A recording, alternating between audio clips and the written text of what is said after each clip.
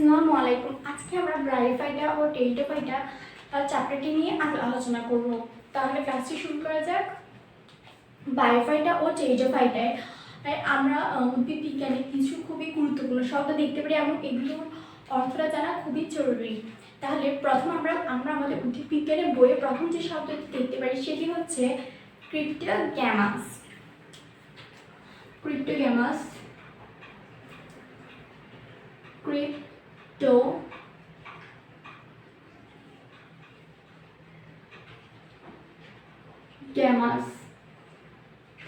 ক্রিপ্টোগ্যামাস কি? ক্রিপ্টোগ্যামাস হচ্ছে যাদের ফুল হয় না তারা হচ্ছে ক্রিপ্টোগ্যামাস নামে পরিচিত। আমরা আমাদের উদ্ভিদ বিজ্ঞানের বইয়ের মধ্যে আরো একটি নাম দেখতে পারি, সেটি হচ্ছে ফেনারোগ্যামাস। ফেনারোগ্যামাস অর্থ কি? অর্থ হচ্ছে যে যাদের ফুল হয়। আমি দেখো ফেনারোগ্যামাস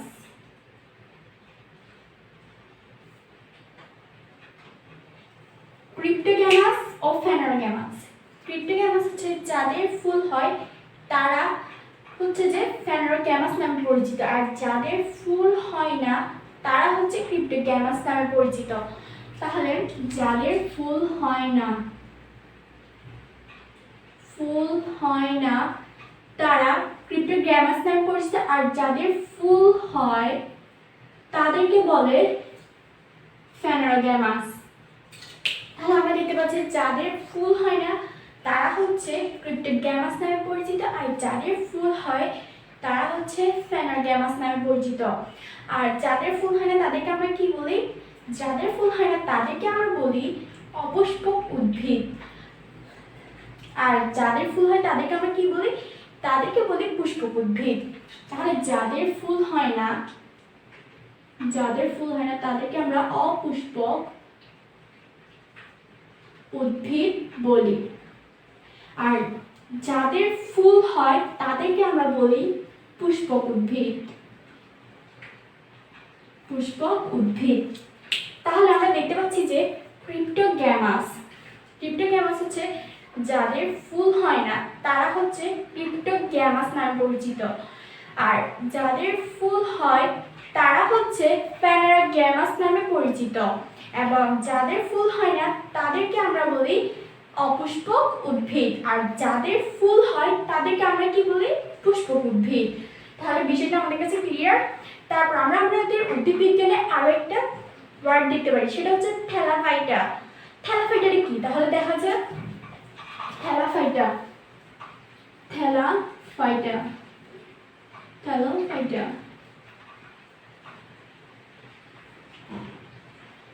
থ্যালাফাইটা হচ্ছে মূলত যাদের দেহকে মূল কাণ্ড পাতায় বিভক্ত করা যায় না তাদেরকে থ্যালাফাইটা বলে।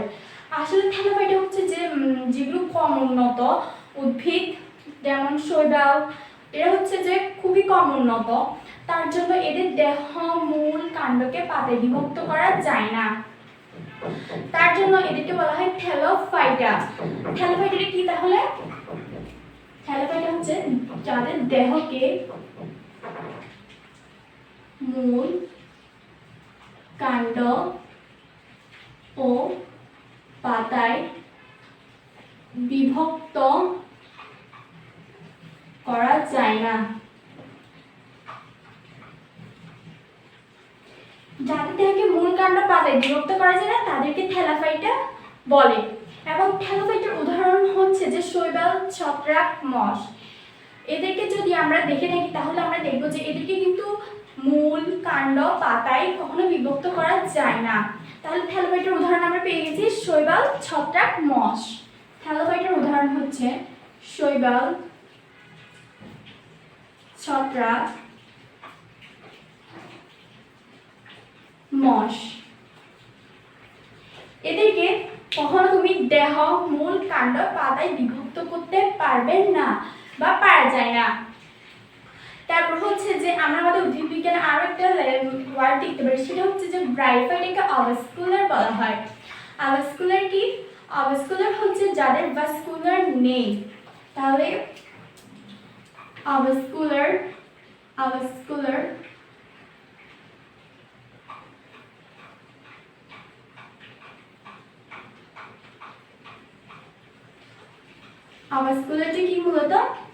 যাদের ভাস্কুলার নেই,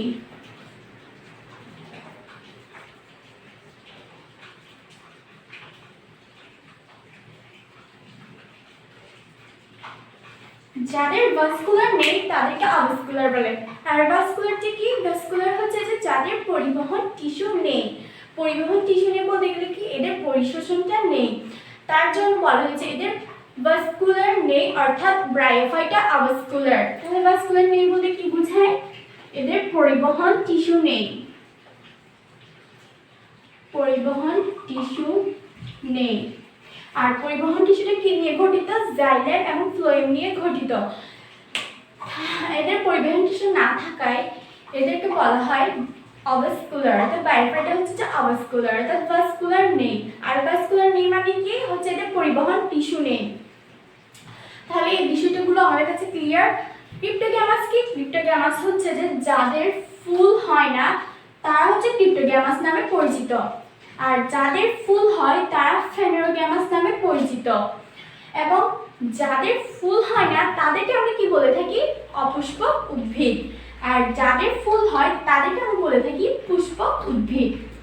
এবং আমরা আমাদের উদ্ভিদ বিজ্ঞানে আরো একটা শব্দ দেখতে পারি, সেটা হচ্ছে থ্যালোফাইটা। থ্যালোফাইটা কি? যাদের দেহকে মূল কাণ্ড ও পাতায় বিভক্ত করা যায় না তারা হচ্ছে থ্যালোফাইটা।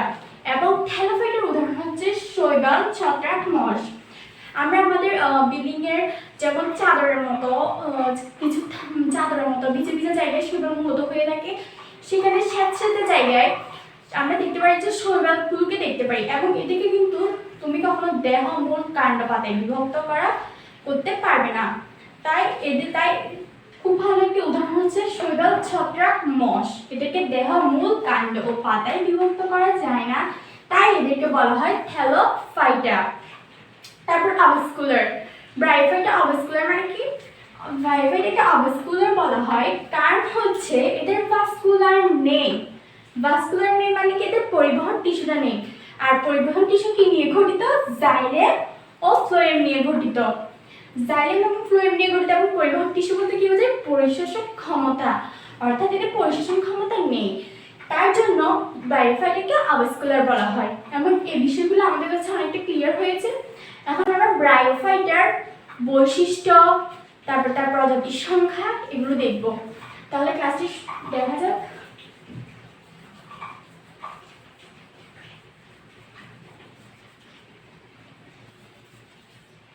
তাহলে এখন ব্রায়োফাইটার যে আদি বৈশিষ্ট্য আছে, ব্রায়োফাইটা মূলত হচ্ছে যে ব্রায়োফাইটার যে শব্দটি সেটি মূলত হচ্ছে ব্রায়োটি এসেছে বারিও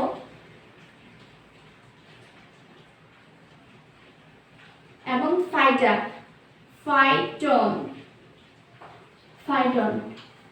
এখানে বারিও, এখানে ব্রায়ো দ্বারা বোঝাচ্ছে যে মশ,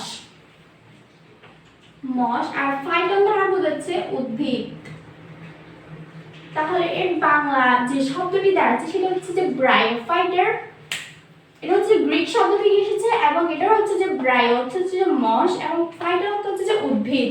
তাহলে এটার আরেক নাম ব্রায়োফাইটা বা মশ উদ্ভিদ। মশ উদ্ভিদ কিন্তু খুবই নরম হয়, এদেরকে কিন্তু তুমি মূল, কাণ্ড, পাতায় বিভক্ত করতে পারবে। তাহলে ব্রায়োফাইটার প্রজাতির সংখ্যা, ব্রায়োফাইটার প্রজাতির সংখ্যা আমরা এখানে দেখতে পারি।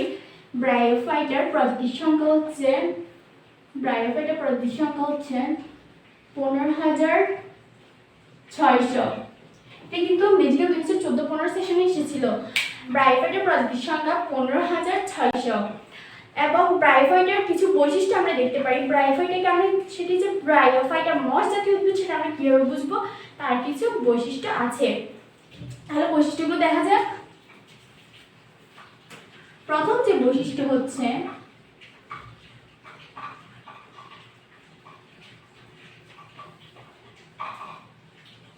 বহুকোষী। বহুকোষী, বহুকোষী বলতে কি? যাদের অনেকগুলো কোষ নিয়ে তৈরি, যেমন আমরা মানুষ উদাহরণ হিসেবে। আর এককোষী কোনগুলো? এককোষী হচ্ছে যে ব্যাকটেরিয়া, অ্যামিবা, এরা হচ্ছে যে একটা মাত্র কোষ নিয়ে গঠিত। আর বহুকোষী বলতে গেলে অনেকগুলো কোষ নিয়ে গঠিত। তারপর এর দ্বিতীয় যে পয়েন্ট আছে সেটা হচ্ছে অপুষ্পক। অপুষ্পক। আমি এখন একটু আগে বলেছিলাম যে অপুষ্পক বলতে কি বোঝায়? অপুষ্পক বলতে বোঝায় যাদের ফুল হয় না, তাদেরকে আমরা বলে থাকি অপুষ্পক উদ্ভিদ। তাই মশ জাতীয় বা ব্রায়োফাইটা হচ্ছে অপুষ্পক উদ্ভিদ, এদের ফুল হয় না। তারপর 3 নম্বর যে পয়েন্টটি আছে সেটা হচ্ছে যে অবীজি।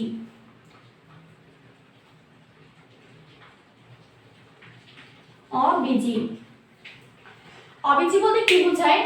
অবীজি হচ্ছে যে যাদের বীজ হয় না তাদেরকে বলা হয় অবীজি। তাহলে যাদের বীজ হয় না তাদেরকে বলা হয় অবীজি। আর অপুষ্পক বলতে কি বোঝায়? একটু আগে আমি লিখেছিলাম যাদের ফুল হয় না তাদেরকে অপুষ্পক উদ্ভিদ বলে। আর বহুকোষী হচ্ছে যে অনেকগুলো কোষ নিয়ে গঠিত, তাই এদেরকে বহুকোষী বলা হচ্ছে। তারপর হচ্ছে যে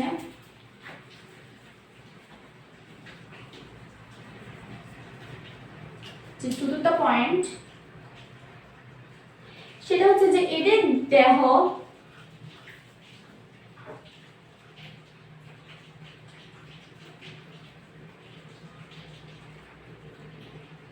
গ্যামেটোফাইট।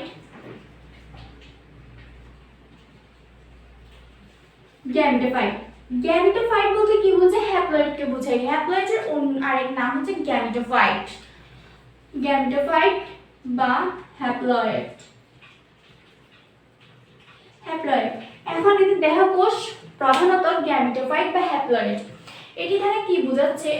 এখানে বোঝাচ্ছে যখন একটি পুংগ্যামেট এবং একটি স্ত্রী গ্যামেটের মিলিতের ফলে যে জাইগোট তৈরি হয়, অর্থাৎ ট্রু অ্যান্ড ডিপ্লয়েড, সেটি হচ্ছে যে কি স্পোরোফাইট। এবং যেটি মূলত পুংগ্যামেট এবং স্ত্রী গ্যামেট, আমি দেখাচ্ছি এখানে যে যৌনক্রম, শুক্রাণু and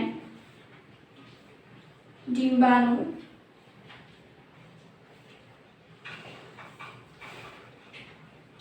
এদের মিলিত হওয়ার ফলে জাইগোট তৈরি হয়। জাইগোট 2n তৈরি হয়।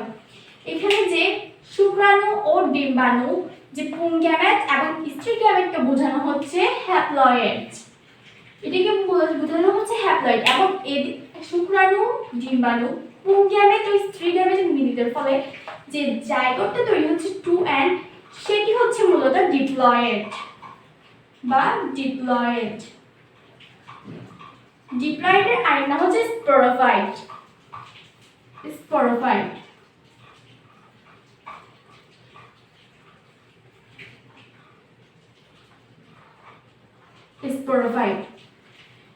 তাহলে আমরা দেখতে পাচ্ছি যে দেহকোষের প্রধান যেটি সেটা হচ্ছে যে গ্যামেটোফাইট বা হ্যাপ্লয়েড। কেন?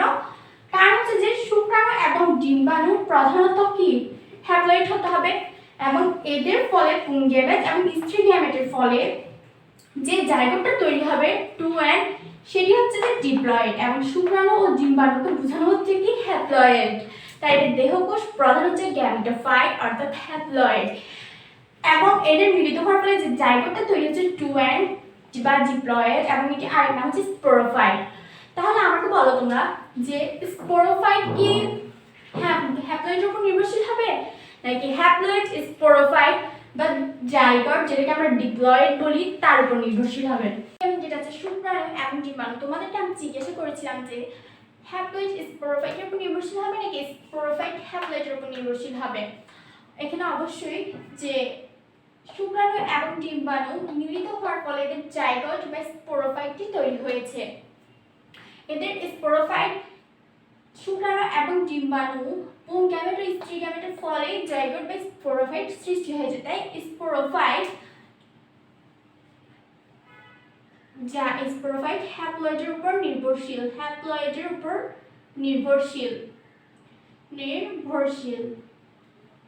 তাই এখানে জাইগোট, এই 2nটা হচ্ছে যে হ্যাপ্লয়েডের উপর নির্ভরশীল, ডিপ্লয়েড হ্যাপ্লয়েডের উপর নির্ভরশীল। আশা করি আমাদের কাছে বিষয়টি ক্লিয়ার।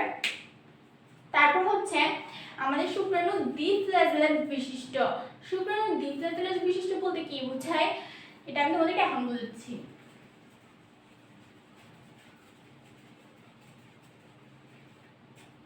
শুক্রাণু দ্বিফ্লাজেলা বিশিষ্ট বলতে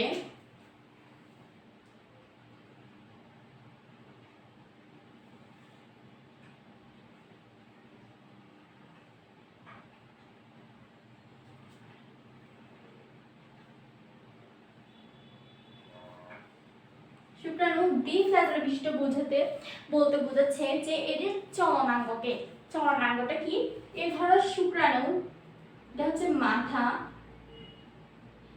এটা হচ্ছে লেজ, এই লেজটাকে তার চলনাঙ্গ যেটা দিয়ে লেজ দিয়ে তো তার ডিম্বাণুর কাছে গিয়ে নিষেক ক্রিয়াটা সম্পন্ন করে, তাই বলা হয়েছে শুক্রাণু দ্বিফ্লাজেলা বিশিষ্ট, অর্থাৎ এদের চলনাঙ্গ, লেজকে বোঝানো হয়েছে চলনাঙ্গকে দ্বি, তাই বলা হয়েছে যে শুক্রাণু দ্বিফ্লাজেলা বিশিষ্ট।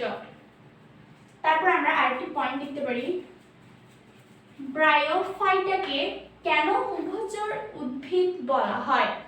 ব্রায়োফাইটাকে কেন উভচর উদ্ভিদ বলা হয়? কারণ হচ্ছে যে এই যে জীবনচক্রের এক বিশেষ ক্রিয়া সম্পন্ন হয় পানিতে, কারণ হচ্ছে যে এদের যৌন জননের জন্য পানির একান্তই প্রয়োজন।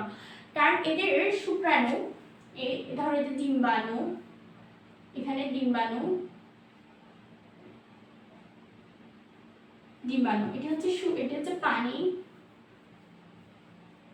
এই শুক্রাণু সাঁতার কেটে ডিম্বাণুর কাছে গিয়ে এদের নিষেক ক্রিয়াটা সম্পন্ন করে, এবং তাই বলা হয়েছে যে ব্রায়োফাইটাকে উভচর উদ্ভিদ বলা হয়। ব্রায়োফাইটাকে উভচর উদ্ভিদ কেন বলা হয় সেটা সৃজনশীল খতে দেওয়া হয়, তাই তোমাদেরকে বলছি ব্রায়োফাইটা উভচর উদ্ভিদ কেন, এটা খুবই প্রয়োজন। কারণ হচ্ছে যে এখানে শুক্রাণু ডিম্বাণুর কাছে গিয়ে তার শুক্রাণুটি, তোমরা এভাবে বলবে যে যৌন জননী সম্পন্নের জন্য এদের পানি একান্তই প্রয়োজন। কারণ হচ্ছে যে এদের পানি, যে শুক্রাণুটা সেটা পানিতে গিয়ে সাঁতার কেটে ডিম্বাণুর নিকট উপস্থিতি হয়ে এদের নিষেক ক্রিয়াটা সম্পন্ন করে, তার জন্য ব্রায়োফাইটাকে উভচর উদ্ভিদ বলা হয়। আশা করি তোমাদের কাছে সব বিষয়টি ক্লিয়ার হয়ে গেছে। ব্রায়োফাইটার আদি প্রজাতির সংখ্যা, তার ব্রায়োফাইটার বৈশিষ্ট্য এবং ব্রায়োফাইটাকে কেন উভচর উদ্ভিদ বলা হয়। আসসালামু আলাইকুম।